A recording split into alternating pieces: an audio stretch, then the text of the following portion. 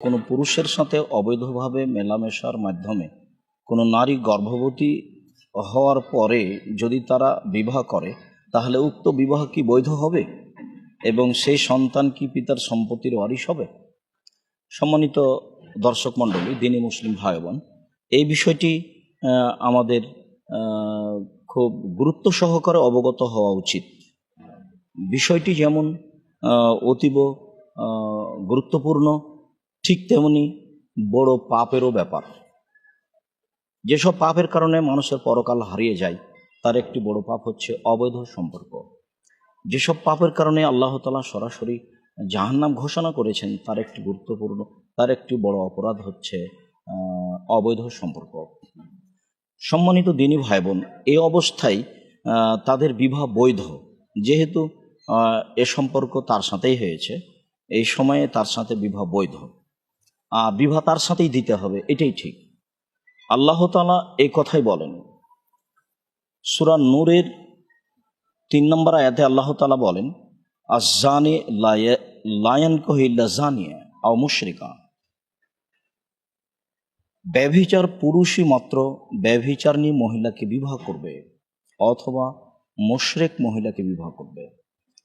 অয-যানিয়াতু লা ইয়ানকিহুহা ইল্লা যানিন। আর ব্যভিচারিণী মহিলাকে একমাত্র ব্যভিচার পুরুষই বিবাহ করবে বা মুশরিক পুরুষ বিবাহ করবে। ওয়াহুরিমা যালিকা আলাল মুমিনিন।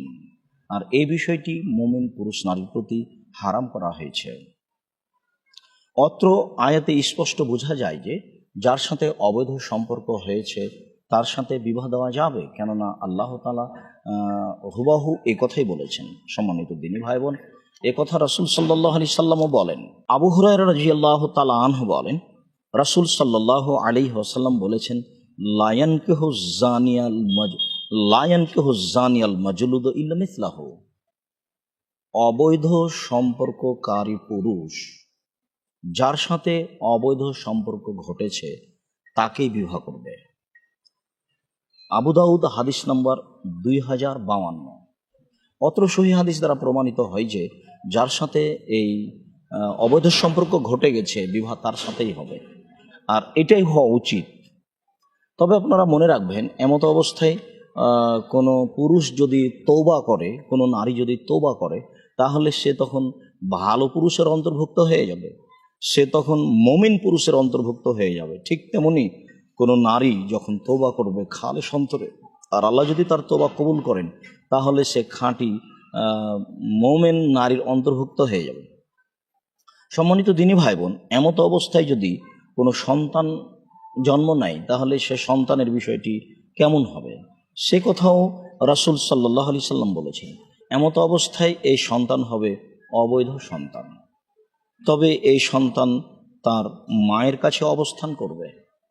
রাসূল সাল্লাল্লাহু আলাইহি সাল্লাম বলেছেন, আল ওয়ালাদুল ফেরাস, বিছনা যার সন্তান তার। এমতো অবস্থায় মায়ের সাথেই সন্তানকে জড়াতে হবে এবং এই সন্তান এই পিতার কোনো উত্তরাধিকারী হবে না, তার কোনো অর্থ সম্পদ পাবে না। এ কথাও রাসূল সাল্লাল্লাহু আলাইহি সাল্লাম বলেছেন। আমর ইবনে শুআয়ব তার পিতার মধ্যস্থতায় তার দাদা হতে বর্ণনা করেন। তার দাদা বলেন, নবী করিম সাল্লাল্লাহু আলাইহি সাল্লাম বলেছেন, আইয়ুমা রাজুলিন আহারা বিহুররাতিন আও আমাতিন। যে কোনো পুরুষ যে কোনো স্বাধীন মহিলা অথবা দাসীর সাথে অবৈধ সম্পর্কে জড়িয়ে পড়ল, ফাল ওয়ালাদু ওয়ালাদুন জানিন, তাহলে সেই সন্তান হবে অবৈধ সন্তান। ওয়ালা ইয়ারসু ওয়ালা ইউরাসু, না সে উত্তরাধিকারী হবে না তার উত্তরাধিকারী করা হবে। তিরমিজি মেশকাত হাদিস নাম্বার 3052। সম্মানিত দিনী ভাই বোন, অত্র হাদিস দ্বারা স্পষ্ট প্রমাণ হয় যে এই অবস্থায় সন্তান অবৈধ হবে এবং এই সন্তান সম্পদের মালিক হবে না। বিষয়টি অতীব জটিল এবং স্পর্শকাতর। এরপরে সিদ্ধান্ত এটাই যে এই অবস্থায় এরকম দুর্ঘটনা ঘটে গেলে সেই ছেলের সাথেই সে মেয়ের বিবাহ দিতে হবে। সন্তান বৈধ বলে গণ্য হবে না, এই সন্তান পিতার উত্তরাধিকারী হবে না। আমরা বিষয়টি স্পষ্ট বুঝতে পেরেছি। আল্লাহ আলাম বিশ্বব।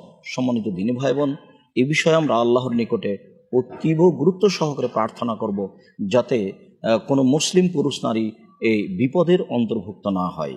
আল্লাহ যেন প্রত্যেক মুসলিম পুরুষ নারীকে এই বিপদ থেকে রক্ষা করেন। আল্লাহুম্মা আমিন। সাল্লাল্লাহু আলা নবী ওয়া সাল্লাম। আসসালামু আলাইকুম।